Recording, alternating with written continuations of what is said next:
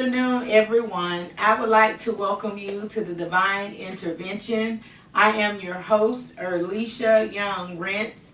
I pray that thus far that your week has been blessed and that you are resting and relaxing, enjoying your weekend. And always, I want you to know that beyond the four walls and the divine intervention stand proxy for you. If there be anyone in their hour of bereavement, we speak peace and comfort right now. And to anyone who may be sick or whatever it is that you may be dealing with in this time, we want you to know that the joy of the Lord is your strength and that we stand in prayer and in the gap for you. On today, we're going to be talking about the topic of unity. And I have one of my brothers in Christ, one of my friends here with me today. He is not a guest. He is actually family and in partnership with Beyond the Four Walls. I'm going to relinquish my mic and I'm going to allow him to greet you all, and we're going to go forth. Hello, brothers and sisters. My name is Chaplain Kenneth Mr. Gladiator Johnson. I'm the President and CEO of Gladiator Outreach Foundation and the Gladiator Investment Firm. And I'm thankful and welcome to be here today. All right, you guys. All right, we're going to go ahead and dive in this thing. I don't know if many of you know myself and Kenneth Johnson, Mr. Gladiator, Chaplain Johnson, all of the many titles that he has in the kingdom. We have known each other for many, many, many years. We have watched each other. I know many of you are familiar with the song, "We Started from the Bottom, Now We're Here." God has allowed us both to watch each other evolve and transition through life. But it is a blessing to know that when God says what he puts together that no man can put asunder, that's what it is. And a lot of times we just want to associate that with marriage. But no, what that's saying is that when God has strategically put something together, that there's nothing that can come into life to separate it. And what that means is that sometimes, relationally, you'll be married and the Lord will allow you to bring other people in the equation. But what I'm saying to you is the things that God intended for us to do in the kingdom together, no matter where we went in life, God is still doing what he does. I want to just read this scripture to you, and then I'm going to allow him to just respond to some things that the Lord has put on my heart. But John 17:21 reads, "That they all may be one, as thou, Father, art in me, and I in thee, they that also may be one is us, that the world may believe that thou hast sent us." Meaning, if we are one in Christ, we will have unity with one another. So that means what? The unity that is being displayed lets you all know that it doesn't matter what your ministry title is. Beyond the Four Walls is, of course, the ministry that God gave me. But God gave you what? Gladiator Outreach Foundation. So Gladiator Outreach Foundation and Beyond the Four Walls, we have come together and we're going to get kingdom work done. So what is that saying? That it takes spiritual maturity to be able to say, you know what? God gave me this. God gave you that. So let's come together and reason and see how we can build God's kingdom together. That takes maturity. Okay, because we know what? That in Gainesville, there are a lot of cliques. So what would be one of the things that you would think causes us to click up rather than just get outside of ourselves and just do whatever we need to do to build the kingdom together? Well, personally, I think it's way before our time that this was established, even before then. I mean, that the division of religion and money is what caused evil, but also what separates us, divide us. And everyone wants to be that one, but everyone don't want to go through the suffering and struggles to be that one. So nothing worth having don't come overnight. It comes with struggle, down, heartache, pain, blood, sweat, and tears. And I just think that the house, and I can speak by Gainesville, it's been divided for quite some time. It started with a lot of history, which is racism and a lot of corruption and a lot of violence and a lot of evenness. Tonight is even worse with gun violence. That all this evenness that was laid doormat, it was there all along, just in ran wide because we as the people never came together in unity.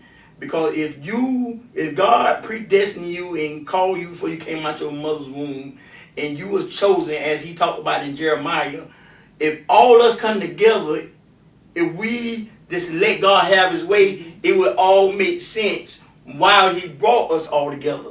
You know what I mean? But by us not communicating with each other and always getting the union, always want to judge a person from the outside, not knowing what make that person be who they be and what make them do what they do. See, but the God I serve, and the God I know, and God tells me that man look at the outside. Yes. People judge the outside, but he judges our heart. Yes. So therefore, if we say we love God, why is we not following the same manual that God? That's it. But we say, he all that, they think that. No, it just could be a reason why they do that. From my understanding, kingdom building. Okay, I think about the scripture, and I was in a leadership seminar on last Saturday, just basically talking about why we do what we do. God has called us to kingdom build. That means that we have been put in the different charges, whether that be chaplain, whether that be elder, whether that be pastor, whether that be prophetess, whether that be apostle, whatever your place in, God has charged us with bringing his kingdom down to earth. So those that God has charged us in those places and in those places for real, we understand that it's about winning souls in whatever way that God has gifted you to win souls. So that means if it's gladiator outreach, you winning souls. If it's beyond the four walls, you winning souls. If it's chocolate factory, for whatever it is, no matter what the name is, it's not about the name, it's about the mission. And we are supposed to be coming together to build God's kingdom on earth, which means that if it's God's, that means it's going to be God ordained, God orchestrated, and God led. So that means us as God's people need to let God be God and bring this thing to fruition. One thing that I struggle with, you talked about the gun violence. If all of us, and I start with me first, believers, we have this fire that we say that of the Holy Ghost on the inside of us.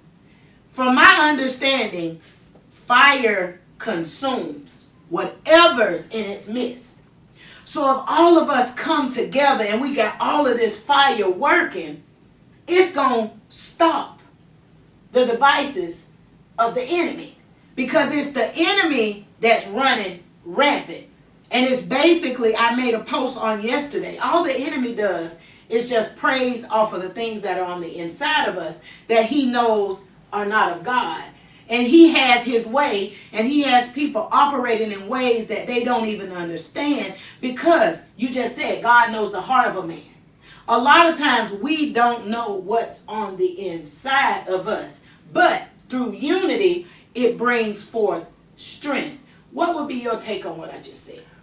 Well, what I would say, and what I have observed, that with people and with gun violence, we grieve about it, we complain about it, but we're not acting on it. You think it's because of fear? Oh, it's a lot of got to do with fear, and some just don't know how. Some say they want to help, but some don't know how. But we got to be real with ourselves. You can't go and feed the community and think that's going to change the community from gun violence. You can't go and have no comedian or whoever come and talk to us, and this generation say that ain't to stop. They gonna stop gun violence. It ain't stopping our era. And this era generation is the generation that came after my era is way worse. So my thing is, you got to be aggressive. Just like the enemy aggressive, you got to be aggressive. You can't be coming holding it down and coming when all this. No, you got to be aggressive. See, with me, it's different because I got scars and wounds, or heartache and pain, or my brother, or my family, and my best friend got killed. So the police don't got to ask me. I'm not doing it for the police. I'm not doing it for the city. I'm not doing it for nobody else. It's because my heart have been wounded by it. It's never over. Yeah, I can't bring my brother, my loved ones back, but I use that energy to try to prevent another parent, another family member from going through the same thing. How bad you want it? See, I know what we fighting, and so I never got so caught up in these cliques because I already know based on what they say and how they act. I already know that we ain't on the same level. You know what I mean? If the Bible tells us we're not wrestling against flesh and blood, but even principalities in high and low places. So we got to look every time somebody got killed or the murderer have went to jail, that the murders don't stop. That's right. It's still going. Because that same enemy who have did it and who doormatted, who then came bought the homes, you know, that leading in this our whole community that's overtaking our community doing the same thing. When one spirit go, the dead, the other going to you're gonna go to the next. That's why it's always happening. So until we get spiritual and go spiritual fight with the enemy, we're gonna always bend and lose this battle. I can think about a time, and I wasn't raised in Gainesville, but I came from one of the little country towns. But there was a gathering that they once did. They called it meeting at the pole. And that's when all of the community churches would get together and they would pray. And during that time of prayer, that unity, it will provoke change. But of course, back then, gun violence, domestic violence, all of those things weren't as prevalent as they are now. They still existed, but it wasn't, out there like it is now. And with this generation, I won't say that this generation is bad.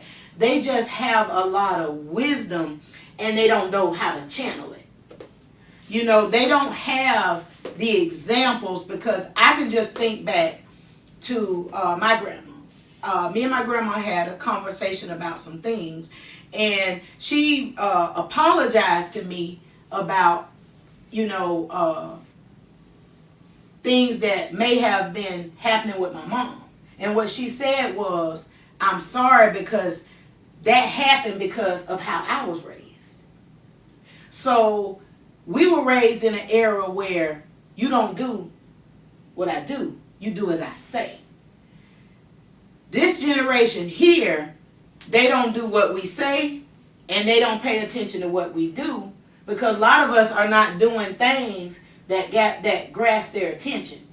Number one, there are a lot of single family homes, so there's not a father and a mother in the home, which has a big impact on a child. So when a child does not have A, that guidance, when they don't have B, the atmosphere to be able to go home and say, Mama, I'm being bullied. Mama, I'm dealing with this. Mama, I'm dealing with that. They have to harbor all of that stuff. And what does the enemy do? He preys on it. And it doesn't matter because they're younger.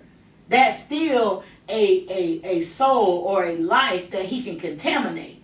So here you have this person who has all of this stuff bottled up on the inside of them, and then here comes a moment and something happens and they have a state of rage, and rather than, cry out or say, I need help, they result to fighting or gun violence. So it's not necessarily, I don't even believe that it's something that they necessarily wanted to do, but there's an enemy behind them that's provoking them. Would you agree with that? I agree, and it started from the beginning. As one thing I noticed from the time I was coming up and compared to now, and I studied cat race. That's why I like dealing with kids. So it helped me stay in tune with each generation. understanding. So it's like I do my own little data, my own research, talk to them. But what I noticed, kids from generation in generation, from the beginning, don't care about what you know till you see how much you care. That's right. See, let's go back to the heart again. That's right. They can tell if you're doing what you're doing from the heart and you really care, or you just doing it. You know what I mean? So they can sense that. It's just a sensor that kids and teenagers that I knew when I found with it didn't take much for me than what my coach gave me love. They took me out. They talked to me. They gave so therefore when I played football, I did whatever it take.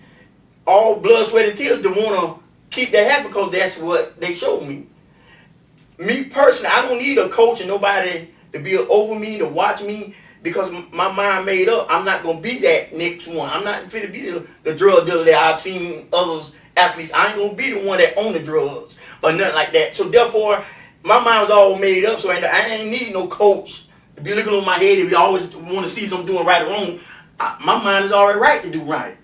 By the love that you showed me. Because I would feel some type of way when these people didn't put all this, invest all that into me, and I just go out and turn up and be nothing. That's like a slap in the face, you know what I mean? So I take pride in the love that coaches share with me, adults, the village that's late road that share with me. I got to make something, me something, you know what I mean? That's that driving force that allows me to keep going to one day be able to make it right.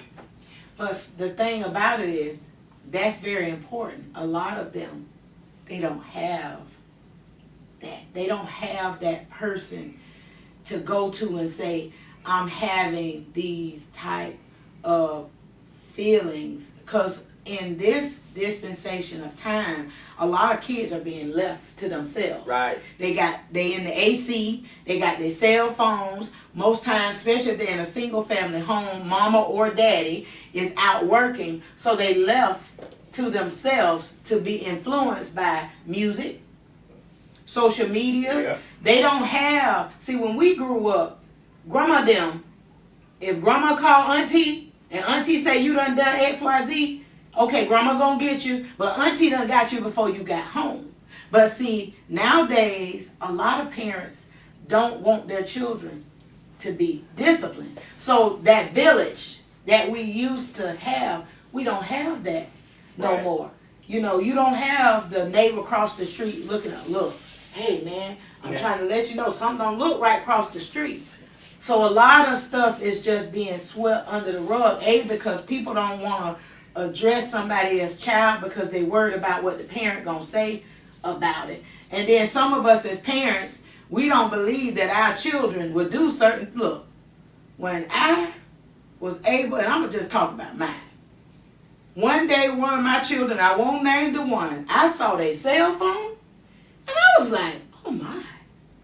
I had no idea that my child could put those words together like that. So that's when I was in like a little culture shock. These kids got their own little things going on with these little cell phones. You know, and then you got cyberbullying. You got people texting all kind of stuff. You got children committing suicide because they don't talk to us because what? We was brought up in that generation where you do what I say, not what I do. So it's hard for them to come and say, Mama, I'm dealing with such and such. So when they get in that moment of, well, the pressure done bust the pipe, and they done responded to a situation based off of how they felt for that moment, now you got lives being taken. Now you got people being hurt. Now you got families being hurt. All because I was in a conference. And one thing the young lady said, and it resonated. She said, what I encourage you all to do as parents, as a culture, as a people, is to start listening. Because if we listen more, the kids, this generation would tell, these kids are not dealing with the things that we dealt with. So we can't address these demonic forces and these spirits with them same old pity-pat prayers that we was praying in last season. It's going to take strategy. It's going to take us coming together. And that means we got to get outside of ourselves and our agenda and focus on the kingdom. I agree. And the thing about it, the reason why, before I even thought about non-profit organization, now I didn't even go to school for this. All this was built and designed, strategic design from the heart. I used what I went through, what I came up out of, came out the Boys Club, the City Parks and Recs, and all these programs that was out there offering our community. I made it out. God, grace, and mercy. But a lot of my generation didn't make it out.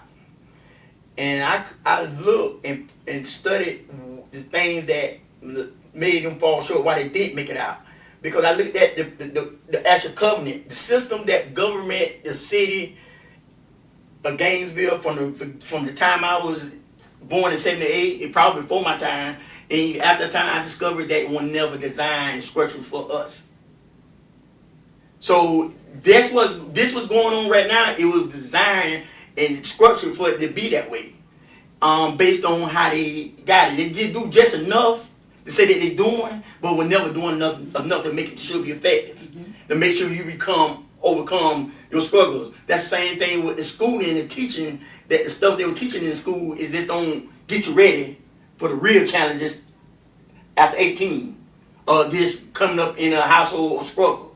So, me personally, I was the change. I created myself and put my life as a sacrifice to be the change I wanted to see happen by my community. Now, I came with a lot of heartache and pain. Nobody knew but me and the good Lord and the enemy. From the time when I seen the struggle as a child, I seen it through my daddy lifestyle. I did my homeboys, my family and friends lifestyle. So I prayed for wanting to be that change. I knew I was determined to be that change. So I knew how to navigate. The God ordered my steps to navigate through the system to be that change. But what you had to do first is take away everything I love. Family, football, mama, daddy, everything. So I'm the only one that he answered to. Before, in the natural, I thought I was cursed. I thought I was something like, why me? I think, I'm finna go football, all that, but why does it have to do with my high school career? Why, but it was, he wanted me to go through it, to understand the to it, to come back and change it. See, now I'm coming back and change it. It took me a while. It took me from 2007 to now, I say 17 years, that I had to endure everything just to become who I am today. But I won't trade it for nothing in the world. I love my mom and daddy and brother and all the one here, but at the end of the day, I won't want to change none of that to be who I am right now.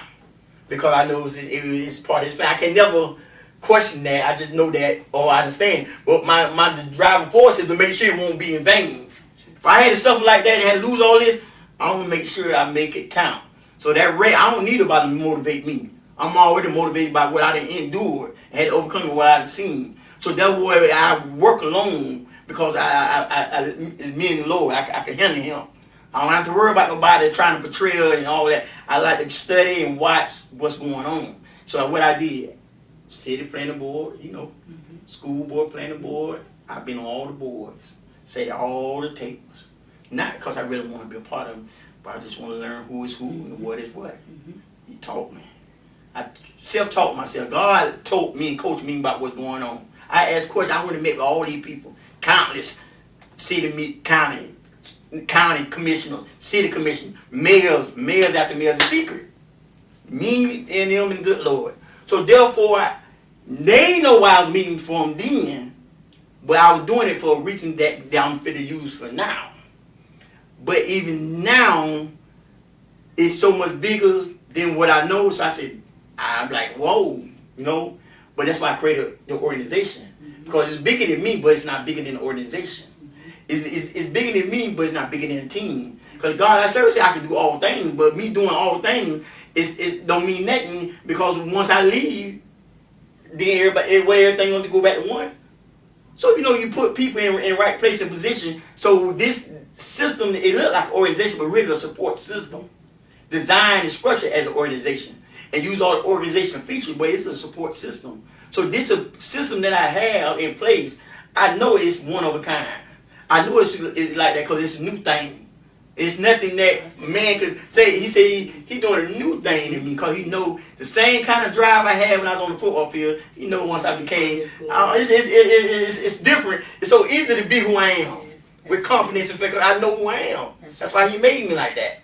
Because the word says, humble yourself before the mighty hand of God. And he said, in due time, I will exalt you. So you're not exalted by man. And to me, that's a blessing, because when God does a thing, man is not supposed to be able to understand. It's not supposed to make sense to man, because when he brings it to pass, they gonna know that it was God. And it makes me think about Beyond the Four Walls. Beyond the Four Walls came from my heart because I know what it's like to be church hurt. I know what it's like not to go to church because of how people have treated me. See, people don't realize that behind what appears to be glory, that there's a story. And in that story, people don't know the hell that goes behind when you step out and say, I'm fixing to be a generational game changer. I'm fixing to do this for God. So that means if I'm going to do this with God, that's why God say a collective group of men and women coming together to do kingdom work. So that means whatever your gift or your talent is, let's get together and get some kingdom work done. That means I got to get outside of my agenda. You got to get outside of your agenda. And we got to do what God says do. First, to love him with all of our heart. And then next, to love one another as we love ourselves. What the world needs more of is God's love. Not the streets' love. Not our version of love. Not all of these different versions of love that have been put in the forefront. Because God's love, which is who God is, it changes things. I can tell you, when you encounter what God's love looks like, when you get in his presence, and you get in his presence for real, it wakes up something on the inside of you. It causes you to want to kick down doors, because you can identify with some of the places that people have been in. And that's what caused you to want to provoke that change. So if you want to provoke that change, why is it all of these clicks? And I mean, it That's just... the answer. Yeah. Why we fighting against each other rather than coming together and allowing God to be God and not letting our agenda reign. I realize that, it takes finances to do certain things. But Jesus dying on the cross didn't cost no money. That cost his life. So that means if we gonna do this thing, we gotta allow God to be God. And when we trust God for real, if God gave you a vision, he gave you provision.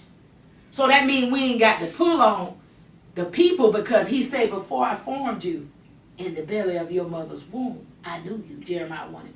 Yeah. And then what do 29 and 11 say? I know the thoughts. I know the plans that I have for you, to prosper you and not harm you. So if everybody's standing on 29 and 11, what's the problem? But it's the eyes. Anybody can talk in the four walls, but it's when you step out and that natural eyesight, it's all the same. I'm tell you something, but I do it what a lot of others ain't get to do. See, like I said, I was every group. I was able to see most of the pastors pretty much running all East Gainesville, and not knowing, I'm sitting at the table, I'm studying all of them. See, I'm a spirit. I can sit back to you, and I can feed off your spirit and sit there and watch you and talk. See, people don't know, well, if you is like that, you can do that. So I sat there and watch. But I'm going to say this. People judge you off of your past. So yeah, when you say that, they disregard it. Right. But what I noticed, and I'm connected to the streets. I did that. I built the street before I even started this journey. By feeding streets, by feeding the generation that I was taking, not knowing that it was a fan that them same people I know I need along the way, this journey. So when I want to know something in the community, I know where to plug in. I don't have to look for community camp. That's why I call it community camp on Facebook. But I've been always had that bond with the street because I represent the street. I come from that. But what I learned and heard something about this pastor, that pastor, that pastor, that pastor.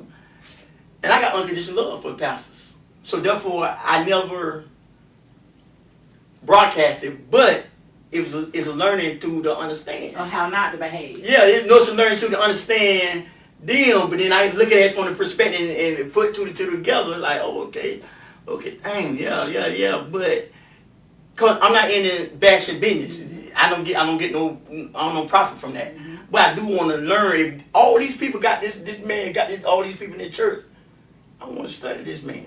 See what is that draw to people. And then in midst of me studying this man, you find some stuff that you didn't expect to see, but then you say, okay, he's human. Yeah. Human. So I'm saying that to say that, yeah, we know ain't no perfect pastor, ain't no perfect church.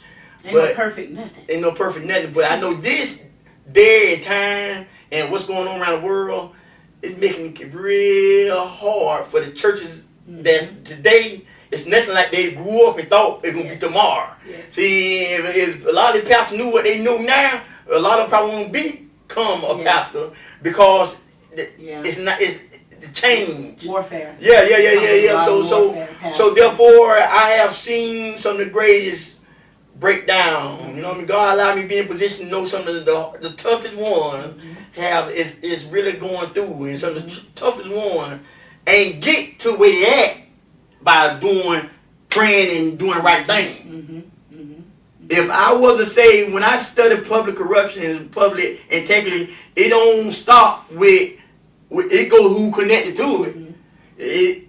We come up in the era of saying guilty by association. I have friends that went to jail of being accused. I have been accused just by being around people saying, because they drug dealer or they were labeled as drug dealer, because I'm around them, I'm a drug dealer, guilty by association. So therefore, it have been a lot of errors and things that going on. Y'all gonna hear about, some people gonna hear about it coming up. It's fresh off the press. It's hot, but getting hot right now, showing us coming out. But it's a lot of corruption that even pastors got their hand in jobs that they shouldn't have their hands in the job. It's pastors that we look at as good pastors, as they respectable pastors based on their word, have really sold their soul to the devil. And yeah, God can easily forgive all of us. I'm not judging them, but I know for a fact, if I was to put down and open book to the feds and all that, and they do the tree, that pastor, some of these people will be connected to this unjustly thing.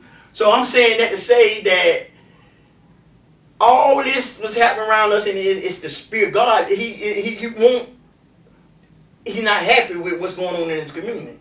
He's not happy with the way people have been exploiting our people in the church and not giving back to the church. To the people. The church is the people the people is the church supposed to be. We could quote it and say it. I hear people say it on Facebook, but is they living it in their church? If they're really doing that, if they're doing that, then they won't be doing the things they're doing. So I'm saying, so like I said, he didn't put me. I learned from it, but I'm keep on because it just add to the driving force. But the things people I want out there is more deeper than what meets eye, and I got to bring these people to the forefront. Within this quarter. I'm fresh off I'm on it because they took from me, they took from my generation, and they took from us great big money, and it's hurt me to know that so many lives could have been changed, so many lives could have been saved if we had a portion of the money that was taken from us proudly and with joyfully. You know what I mean? So, like I said, the system that the government, the city of Gainesville, they got a lot of government officials that they was corrupt. There's no secret, it was corrupt. I can look from every department and show you corruption. So I'm not coming back to Gainesville to continue to wrestle. I'm just coming back to just continue to raise awareness, do what I do. But everybody need to be held accountable between them and God. But I'm going to do what I need to do, and I'm going to make known what needs to be made known. And I'm going all in for those who need to be going all in because he built me for this, he equipped me for this. Well, if you think back to like Martin Luther King and all the different ones who had an impact in our life, especially as a African American culture, black culture, whatever you want to call it, whenever you want to provoke change, you're not going to be a favorite. People are going to lie on you. They're going to talk about you. People are going to misunderstand you. People are going to come up against you. So anytime you sign up to do kingdom work, adversity is going to come at you. But what today I hope was for you all was to just see that no matter what agenda we have as a ministry, as a culture, as a people, as what it is, it's not about our agenda. It's about God's agenda. And we know that God is not happy with the things that are going on, especially in our community. But we also know that sometimes God is not the author of it, but he will allow things to come upon us. The word of the Lord said, my people who are called by my name. And the first thing is us as a people need to humble ourselves. That's the first thing that God is calling us to do. And it takes humbleness to be able to unify with somebody. It takes maturity to be able to do that. So I pray that on today that there was something that was said that not only encouraged you, but enlightened you to just, get outside of your help, yourself, and unite with your brother or sister that's maybe on the same road with you. What can we come together and do to bring change in our community? Again, this is a divine intervention. I am Erlisha Young Rents. Most times we go live on Wednesday night, but life be lifing. But if we're not live on Wednesday, join us on Saturday at 1 p.m. I love you all, but before we sign off, I'm going to allow Kenneth to encourage you all, and then we're going to sign off. I love you all. God bless. All right, I just want to, while I'm here, I'm use this opportunity to make some announcements. As I said before, I'm the chaplain, president, CEO of Gladiator Outreach Foundation, and I'm coming back to Gainesville not because I need money, because God has blessed and favored me with a lot of money. I ain't coming to Gainesville because I need favor, because God has blessed and favored me with a lot of favor. I really don't have no need for nothing for Gainesville but the people that I'm loyalty to and that God allowed me to be able to come back for, because these are my loved ones. You never forget where you come from. So in the back, Gladiator Outreach Foundation, we finna start this year. We have several events that we're gonna participate in, community events. One gonna be a public safety event that we're gonna do. The other one gonna be an event for Eastside High School. Some things I want to do for Eastside High Schools, and also I got a labor reunion coming that the organization gonna help with that also. But I'm saying that to say that if you know me, you got to know me. If you don't know me, I pray for you that you get to somebody who do know me, can help you understand. But don't judge me by the chapter you come in on, because you don't know how I am or what I do. I mean, without Facebook, I am who I am, and I do what I do. I got a proven track record in the courthouse, in the court system, and in the political system. I did that. But this time, I'm not coming to do much talking. I'm coming to act. I'm coming to put that paper on them. I'm coming to legal documents on them. So therefore, I advise you is on two things: is for the right or you for the wrong, good and evil, righteous and unrighteous. Ain't no in between. You know what I mean? You the enemy or you stand for you're part of the team. So, but as far as anything else, I have no problem with my people. Give. But I'm coming to give and make way and support the community with no limits, no boundaries, no excuses. What I'm about to do and with the team that I got and God has blessed and favor with, it's a new thing. So therefore, we're in the league of our own. So therefore, I ain't worried about the competition. I just know that we got open arms, everybody welcome, everybody invited. If you want to see where you can fit in at, you can do that. But if you ain't got the right intentions, a good heart, then it will be shown. You know what I mean? But we're not going to lose, and change coming more sooner than later. All right, y'all. We'll see you next In the name of Saturday Jesus. at 1 o'clock. God bless.